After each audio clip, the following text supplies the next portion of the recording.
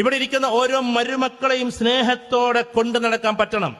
അമ്മായിമ്മമാർക്ക് അങ്ങോട്ട് മുത്തം കൊടുക്കണം.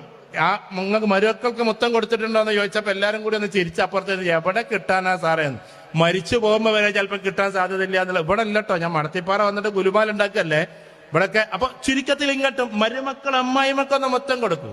ഞാൻ ഈ മരുമക്കളോട് പറയാം, അമ്മായിമ്മനെ നിങ്ങൾ കൂട്ടുകാരികളാക്കിയാല് ആണുങ്ങളായ ഞങ്ങൾക്കൊരു നഷ്ടമുണ്ട്. അതെന്താണെന്നറിയോ? നിങ്ങൾ രണ്ടാളും കണ്ട് ഒന്നാകും, ഞങ്ങൾ പലപ്പോഴും പുറത്താവും. എന്നാലും വേണ്ടില്ല നിങ്ങളൊന്ന് ഒന്നാവും. കാരണം ഈ ഗൾഫുകാരായ ആൾക്കാർ ഇന്നും, നിങ്ങൾ ഏത് കാലഘട്ടത്തിലാണ് ജീവിക്കുന്നത് എന്ന് നിങ്ങൾ എന്നോട് ചോദിക്കും. പഴമയുടെ കഥ പറഞ്ഞോട്ടെ. ഗൾഫിൽ കുറെ ആൾക്കാർ ഞാൻ ചെന്നാൽ അപ്പൊ കൗൺസിലിങ്ങിന് വിളിക്കും. ഞാൻ ഇപ്പൊ കൗൺസിലിംഗ് നടത്താറില്ല. സാർ റൂം എവിടെ അടുത്തിട്ടുള്ള, ഞങ്ങൾ അങ്ങോട്ട് വരട്ടെന്നൊക്കെ പറഞ്ഞു. ഒട്ടുമിക്ക ആൾക്കാർക്കും പറയാനുള്ള ഇതാണ്. നാളൊരു ചെറുപ്പക്കാരൻ പൊട്ടിക്കാരൻ ഞാൻ പറഞ്ഞു എന്തിനാ ഇഷ്ടം ഇങ്ങനൊക്കെ. എനിക്കും സങ്കടം തോന്നി. ഒരു ദിവസം ഞാനിങ്ങനെ വീട്ടിലേക്ക് വിളിച്ചു. ഞാൻ ഒരാഴ്ചക്കൊക്കെ പോവലുള്ളൂ. അപ്പൊ എന്റെ ചെറിയ മോനെ കിട്ടാൻ വേണ്ടി ഉപ്പ ഫോൺ എടുത്ത് കണ്ടു, ഇപ്പൊ ഞങ്ങൾ വേറൊരു കളിയിലാണ്, ഞങ്ങൾ കുറച്ച് കഴിഞ്ഞിട്ട് വിളിക്കാം. അപ്പൊ എനിക്ക് എവിടെയോ ഫീൽ ചെയ്തു. ഞാൻ ഒരാഴ്ച ആയിട്ടുള്ളൂ ആകെ വീട്ടിൽ നിന്ന് പോയിട്ട്.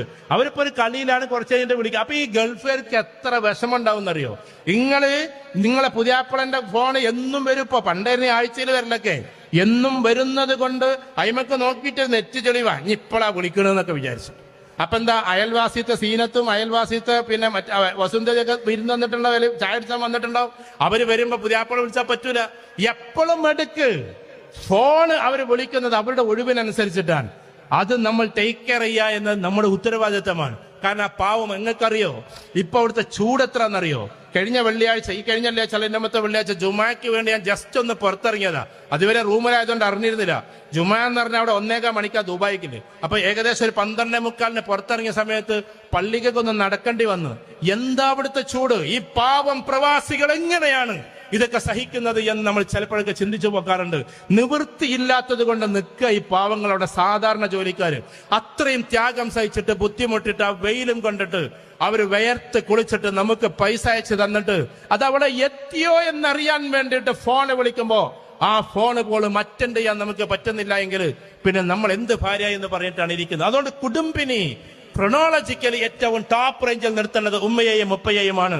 അത് കഴിഞ്ഞാൽ ഭർത്താവിനെയാണ്. ഇങ്ങനൊരു ക്രൊണോളജിക്കൽ ഓർഡർ ഉണ്ട്. ഭർത്താവിന്റെ ഉമ്മയെ സ്നേഹിക്കുന്നത് ഭർത്താവിന് ഏറ്റവും ഇഷ്ടമാണ്. ആ ഉമ്മ എത്ര കാട്ടാസാണെന്ന് നിങ്ങൾ പറഞ്ഞാലും. കാരണം അവനെ സംബന്ധിച്ചിടത്തോളം കുറെ ഇന്നലകളുടെ കഥയുണ്ടാവും.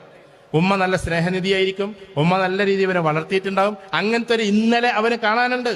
ആ ഉമ്മനെയാണ് ഇവൻ കണ്ടുകൊണ്ടിരിക്കുന്നത്.